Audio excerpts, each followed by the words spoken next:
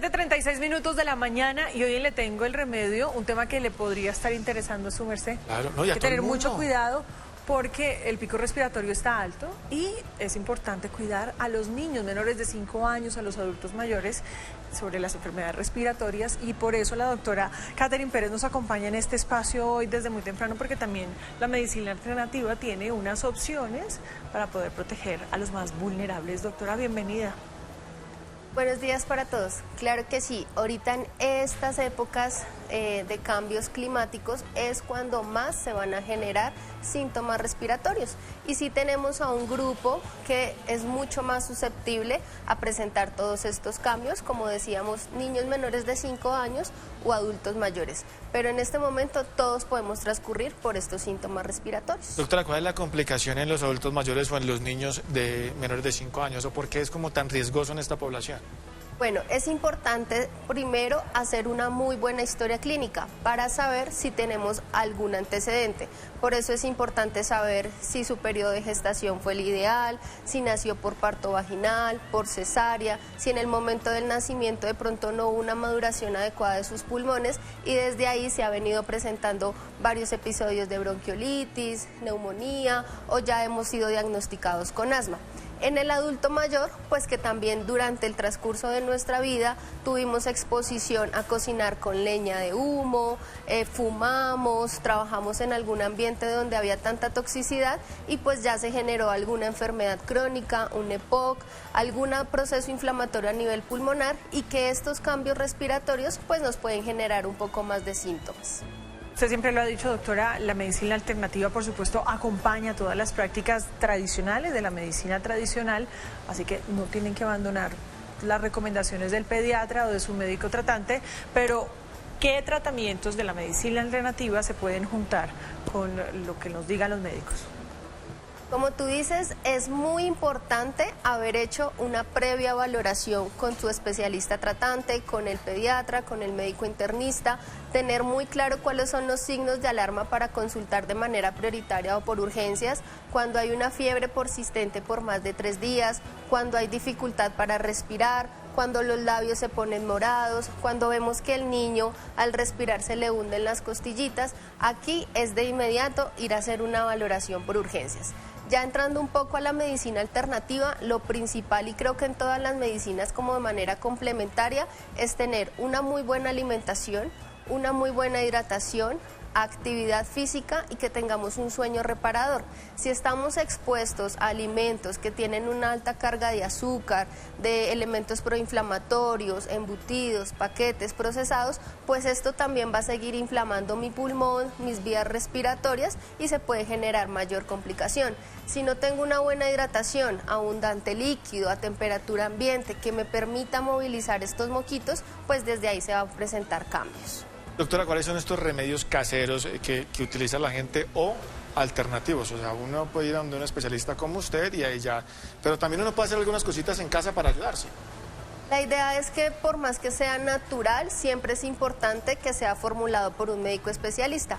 Digamos, entremos por el área de la farmacología vegetal. Sabemos que hay muchas plantas medicinales que tienen esa sustancia química cuyo actuar es a nivel respiratorio. Entonces, hemos escuchado probablemente las hojas de sauco, también las hojas o las flores del sauce, el romero, el totumo, malva, propóleo, todas estas son plantas medicinales que son antiinflamatorias y que nos ayudan a expectorar. Hay veces que tenemos una tos seca, entonces podemos hacer una infusión. De pronto recordemos rápidamente que la infusión es hervir el agua. Ya cuando está hirviendo la apagamos, la quitamos del fogón y ahí sí sumergimos la planta o las hojas o el fruto, las dejamos ahí 5 minutos en el agua caliente y ahí sí ya la podemos consumir. Pero siempre es importante, todos estos medicamentos pues vienen en una presentación especial para nosotros, ya sea jarabe, sea gota, saber cuál es la frecuencia, la cantidad y por cuánto tiempo lo vamos a utilizar. Doctora, ¿es verdad que si en una casa hay pues gripa, hay varios con gripa, que poner a hervir una olla con agua y con eucalipto, ¿eso sirve para qué? Pues nos ayuda mucho como a limpiar el ambiente, pero sí las medidas básicas, tener un buen lavado de manos, el uso del tapabocas, que cada uno tenga entonces su plato, su vaso, sus cubiertos para no propagar estas infecciones.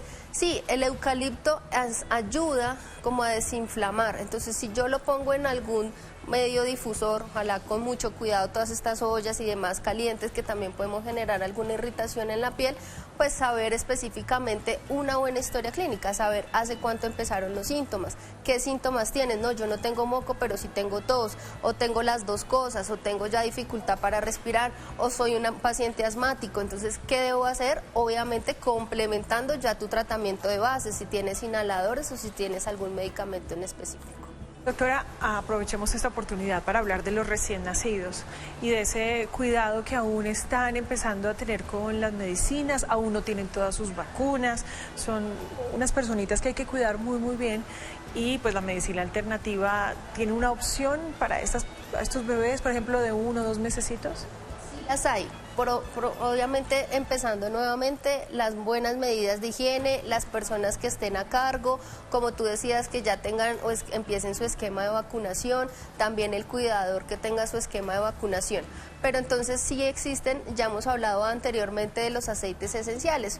Dentro de los aceites esenciales está la menta, lavanda, eucalipto, mejorana, canela, pimienta, que los podemos utilizar en medios difusores. Entonces puedo colocar unas cuantas gotas en un difusor, que también esto me va a permitir que en el ambiente pues el bebé, el niño o el adulto lo pueda inhalar de manera más natural. O podemos hacer un masaje con alguno de estos aceites, una sola gota, y lo podemos diluir en otro aceite, puede ser argán. Se le puede hacer entonces masajito en la planta de los pies, a nivel del pecho, a nivel de la espalda. Recordemos que hemos hablado de la acupuntura, que no es solamente la aplicación de la aguja, sino que también podemos hacer digitopresión en ciertos puntos y podemos utilizar alguno de estos aceites estimulando el sistema inmunológico, nuestros pulmoncitos, y también pues si ya hay algunos síntomas que los podamos empezar a manejar de manera natural. Doctora, en este tema de la gripa, porque bueno, hay unas que son complicadas, que si ya no puede respirar y bueno, para el hospital, para donde el médico, urgencias. Pero la mayoría de personas tienen una gripita y van a la farmacia.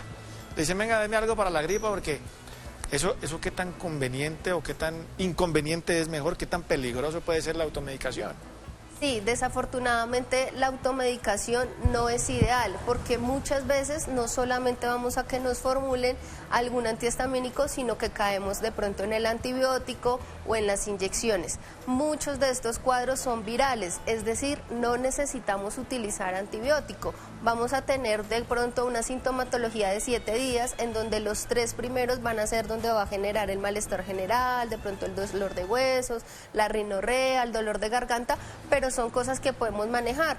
Listo, si hay la fiebre, de pronto el acetaminofén, está la congestión nasal, algún antihistamínico, pero si desde una vez empezamos con acetaminofén, con toda esta combinación de medicamentos, pues no vamos a saber si realmente hay fiebre, si está cursando de verdad por un cuadro infeccioso. Entonces lo más importante es ir manejando específicamente el síntoma. Si no hay mejoría en 3 días, ir ya a una consulta prioritaria por urgencias, con dificultad, con todos estos síntomas que se van intensificando, y una muy buena hidratación, como decía, desde la alimentación. Entonces no solamente con las plantas medicinales, sino podemos de pronto utilizar la cúrcuma, la pimienta negra, canela, jengibre en todas nuestras preparaciones, que todos estos son medicamentos o especies naturales que podemos utilizar, la cebolla, el ajo, todo esto va a subir nuestro sistema inmunológico, y simplemente con que las consumamos en una buena preparación en nuestros alimentos y tengamos una buena hidratación, eso también nos va a ayudar mucho a soportar estos síntomas iniciales. Recuerdo muy bien, doctora, y creo que